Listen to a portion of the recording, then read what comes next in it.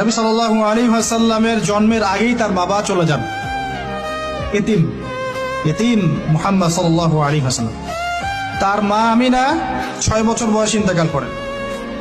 Situation বুঝতে পারছেন? 6 বছর একটা বাচ্চার বাবাও নাই মাও নাই।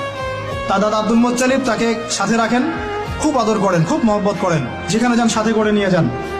তিনি নেতা মানুষ, তার পাশের চেয়ারে তাকে বসতে দেন, বলেন আমার এই নাতি একদিন সাইয়্যেদ হবে, নেতা হবে, এই কথা বলেন। তিনি ইন্তেকাল করলেন 8 বছর বয়স। তারপরে দায়িত্ব পেলেন চাচা আবু তালেব। নাম কি? এই 8 বছর বয়স থেকে নিয়ে নবী সাল্লাল্লাহু আলাইহি ওয়াসাল্লাম নবী হয়েছেন 40 বছর বয়সে, আর মক্কায় ছিলেন 13 বছর, প্রায় 53 বছর। প্রায় 53 বছর পর্যন্ত, 8 থেকে 53 বছর পর্যন্ত এই যে লম্বা সময় চাচা আবু তালেব নবী সাল্লাল্লাহু আলাইহি ওয়াসাল্লামকে পাহাড়ের মতো প্রোটেক্ট করেছেন, পাহাড়ের মতো। পাহাড়ের পিছনে আপনি দাঁড়ালে কি বাতাস লাগবে? এভাবে তিনি প্রোটেক্ট করেছেন নবী সাল্লাল্লাহু আলাইহি ওয়াসাল্লামকে। তার সন্তানদেরকে যা খাওয়াতেন তার চেয়ে ভালোটা নবীকে খাওয়াতেন সাল্লাল্লাহু আলাইহি ওয়াসাল্লাম। স্পেশাল রান্না তৈরি করে তাকে ডেকে নিয়ে বসতেন, কারণ এতিম ছেলে, মনে কষ্ট আছে, হয়তোবা সবার সামনে বলতে পারে না, ব্যাপারটা বুঝেন না? তিনি এইভাবে ট্রিট করতেন। এমনকি নবী হওয়ার পরে আল্লাহর নবী সাল্লাল্লাহু আলাইহি ওয়াসাল্লামের বিরুদ্ধে পুরা সমাজ চলে গেল। কেউ গালি দেয়, কেউ বলে সাহের, কেউ বলে কাযযাব, কেউ বলে ফারিকুল জামা। মানুষ গালি গালা শুরু করলো, নিন্দা গীবত তহমত শুরু করলো, অর্থনৈতিক বয়কট শুরু করলো, সামাজিকভাবে বয়কট করা শুরু করলো।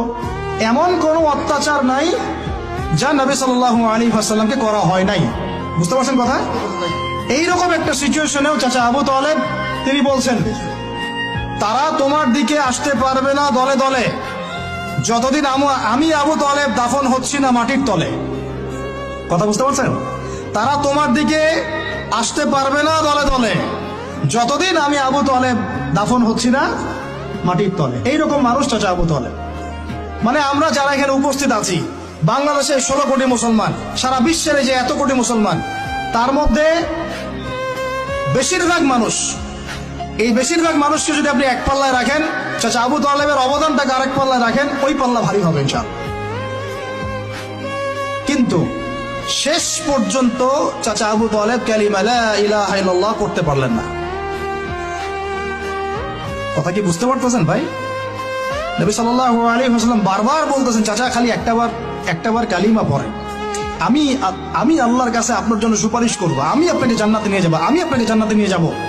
চাচা খালি একটাবার সাক্ষ্য দেন, শাহাদা দেন, হলো না। হাদিসের মধ্যে আসছে চাচা আবু তালেবকে জাহান্নামের সবচেয়ে উঁচু স্থানে রাখা হবে, যেখানে